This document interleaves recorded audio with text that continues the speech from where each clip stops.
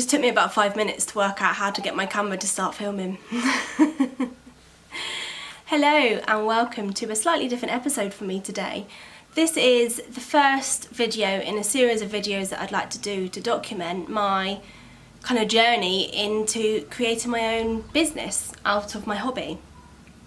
Thank you for being here. If you've not seen my other videos, I also have a knitting podcast that I've newly started. So please go check that out if you fancy, if you like knitting podcasts. And yeah, let's get started, shall we? Where do I start, actually? I guess the best thing to say is maybe a little bit about myself. If you don't already know me, I'm Kat.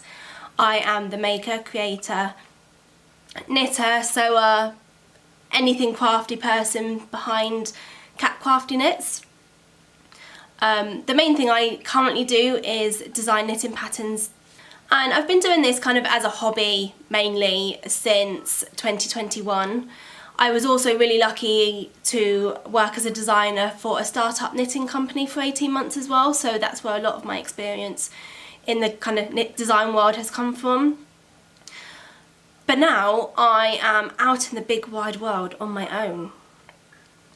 My employment history, I guess you could say, is I trained to be a midwife. I was a registered midwife for nearly 10 years in Bristol, and yeah, I kind of, once I had my children, I didn't want to go back to 12-hour shifts and night and weekend working and just the stresses that come with quite a responsible job like a midwife.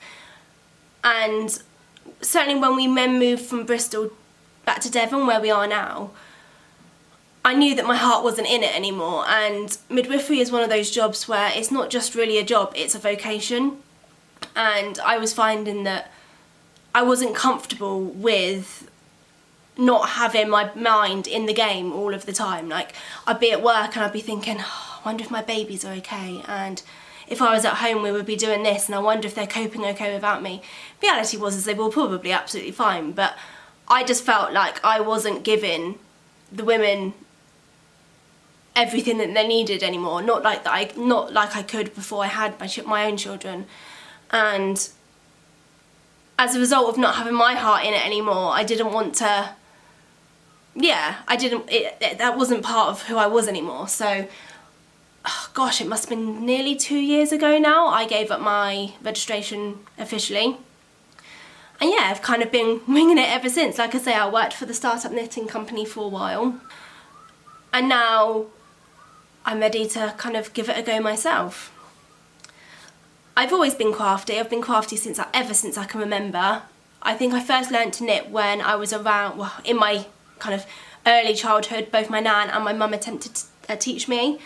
I picked up the basics but wasn't really that interested, but it wasn't until kind of my mid-20s, so probably 8 to 10 years ago, where the knitting bug hit me hard.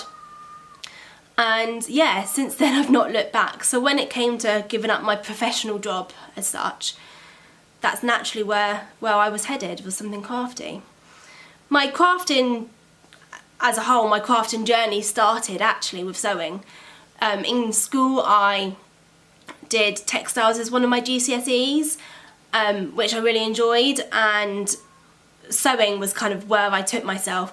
When I was in university studying for my degree, sewing was a big outlet and like a big part of my downtime.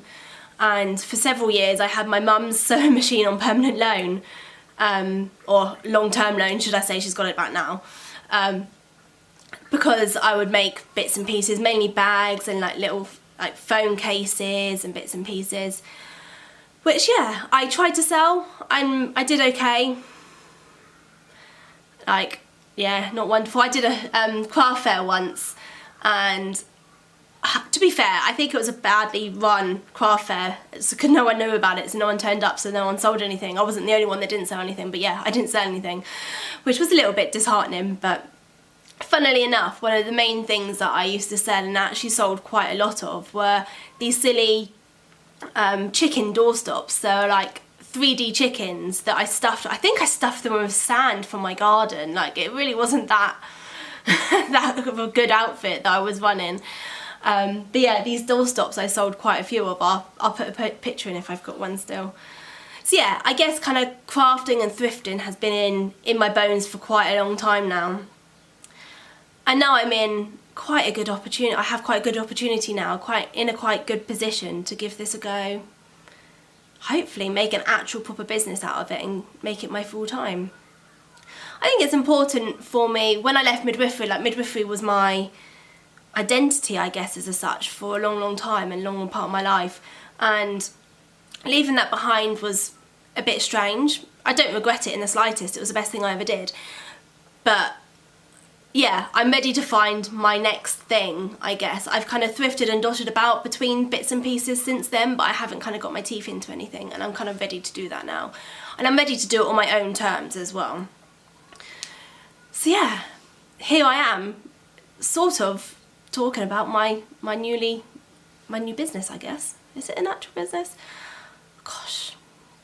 So yeah, I think I doubt it, and I doubt that I've got something that is good enough, because there's so many creative businesses out there and so many people that are so good at it and can market themselves really fantastically and have really good products and put their all into it, and I'm with all of those people. And I guess it's a bit scary to think that that's now what I'm trying to do. And also they're not competitors, because my idea, if it works, is different. And it is something that I hope is a slightly new take on what's been already done before. So it's not competitiveness in that sense, but likewise, there's lots of people out there doing lots of great things. Who am I to try and jump in on this game? Let's see if it works. So yeah, when I was thinking about what I wanted to do kind of more for my business, I love designing. I love designing knitwear. I really enjoy it. I like the technicalities of working out complex things with my knitting, using maths. I can't believe I'm actually saying I like maths. I don't like maths, but I like the problem solving that comes with knitting that requires maths. And my maths has never been as strong as it is now, simply because I have, what's it they say in school? You'll always use maths, you'll love maths. And yes, I've used maths. Obviously I was a midwife, I did good dog calculations and things, so I've always used maths. But actually I'm now using maths in a way that I enjoy it. Like, that's really cool. So yeah, I enjoy all the problem solving that comes with designing and using my brain in that way. However, there's not a lot of money in it. Unless you get really big and you get seen by people and people buy your patterns in their droves, there's not really any money in designing. For example, my over-the-ocean adult jumper has just gone into testing now, and like, don't get me wrong, I haven't counted every single hour I've spent creating that pattern, from the bare bones of starting with an idea to ripping it out multiple times because it wasn't quite working and then trying something else. Like, I've spent an awful long time developing this pattern. If I was to make minimum wage from designing, I don't know how many patterns I would have to sell to do that. Like, it would be an insane amount. That being said, I love it, and I'm still going to continue to design because I do really enjoy it. But that's not, for me, I don't see that as being a way to make a significant enough amount of money to make this worthwhile. I mean, I'm not saying that I have to make £50,000 a year, because that's not going to happen. Enough to keep me at home with my babies, being able to pick up work and put down work around my family life. That's what I want. I want to be able to do that, and I'm lucky enough to be able to try and explore doing that, so yeah. So yeah, that said, I was like, right, okay, so if designing's not going to be my main bag, what is going to be? What's going to be my main bag? I then thought about yarn dyeing, because lots of people yarn dye, and I've had a go at it in the past, and I've had relative success doing so. But is this what I want to do? I mean, one, I think there's far too many people out there already doing it that will do it in a much better way than I will ever be able to achieve. So actually, I don't want to muscle in on that, I guess, as such.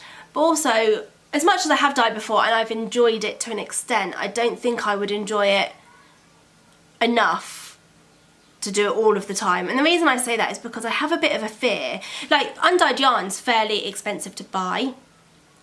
So then dyes on top is also expensive. And then if I put them both together and then create mud, I've ruined that yarn. And it was an expensive venture to get nothing out of. And I think the fear of messing it up would prevent me from really ever doing very well. So yeah, I don't think that's my go-to. So yeah, bringing it back to then what I kind of have landed on is the use of my sewing machine again. As I've said before, always sewn. I sewed my t-shirt actually. Do you like it? I'm really quite impressed with this. This was using fabric that I had stashed from, gosh, years and years ago, possibly before the kids were born. My kids are 6 and 4. And I think it's around since long before them.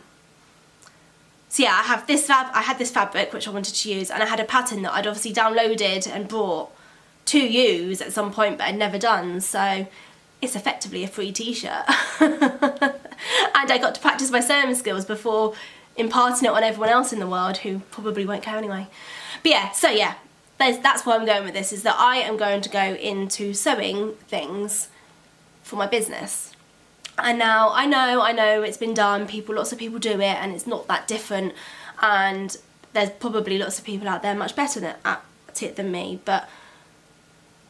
and also my background in this type of thing has mainly been sewing bags and little bits and bobs in that sense, and I know that's been done very much so in the knitting community and the craft community in general, so that's not quite my angle.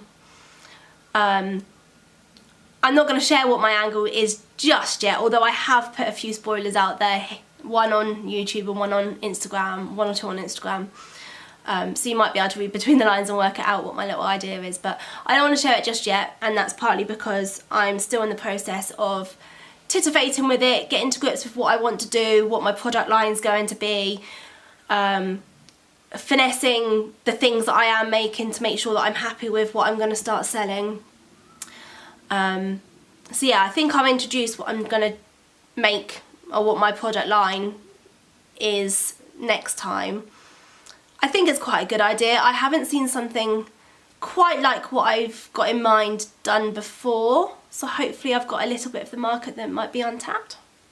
Is there such a thing? I'm not sure, but we'll see what people think. And I think it's quite a nice idea, because obviously with handmade, homemade stuff, to make an actual living, things have to be fairly priced, and that's not always as cheap as people think things should be, and I'm quite acutely aware of that. But likewise, I also don't want to price myself too low, because it is my time and effort that's going into these things. However, with the idea I've got, there can be a few ways in which to do it. That some things might cost more than others, and it might be more accessible for people at one end of the spectrum compared to the other, and yeah, I think there's a few ways I can take it in that sense, which will be quite nice, and that's something I'm quite mindful of as well. So yeah, there's lots of things that I've been doing kind of in preparation for getting all this off the ground. The first thing I've done really recently is reinstated my Etsy shop. I think it was last year, end of last year, I had put my Etsy shop in kind of a unknown how long holiday mode, because the thing I don't like with Etsy is, one, their fees are stupid. Like, yeah, their fees are high. But also when you're selling digital products, so my patterns, they don't have a way in which to send updates to patterns to existing customers, as far as I'm aware. Like, for example, Ravelry or Payhip, you can upload a new file and then inform people that you've updated the file, which is great, and I like that, because certainly my patterns, right from when I started back in 2021, my style and my just my ability, I guess, to create a pattern has changed a lot, and I hope I've improved a lot, and I want to share that still with my previous customers. So it always irked me that you couldn't share, or you couldn't update patterns for people on Etsy. However, yeah, like I say, I have reinstated my Etsy shop. I don't know if you could do it before, maybe I missed it, but on digital products on Etsy now, you can add an additional note.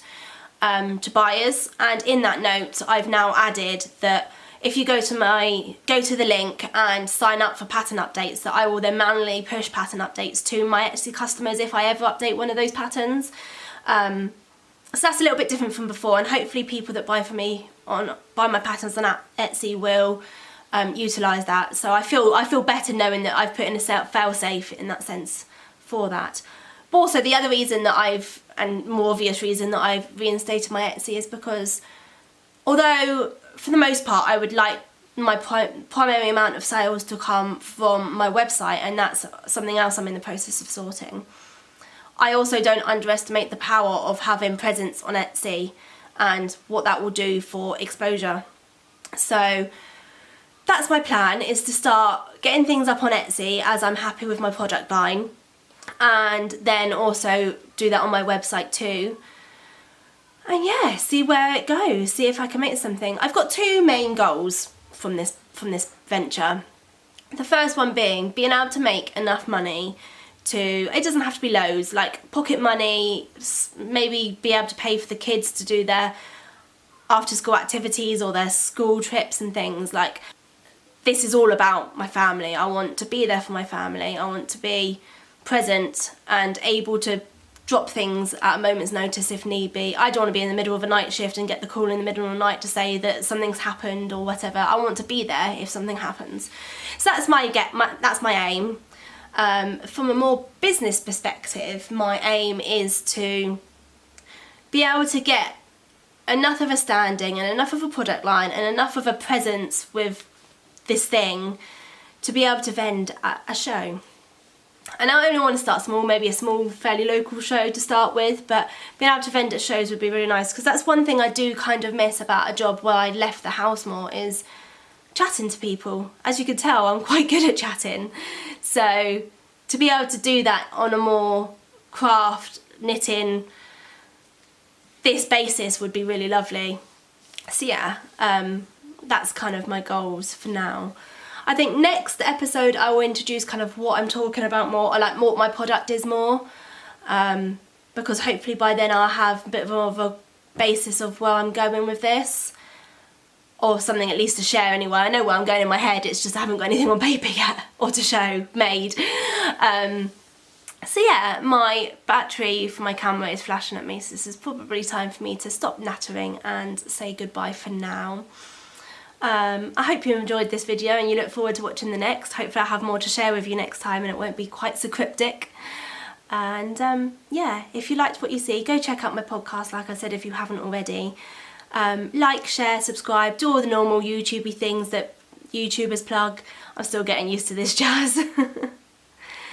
Thank you for watching, and I'll catch you next time.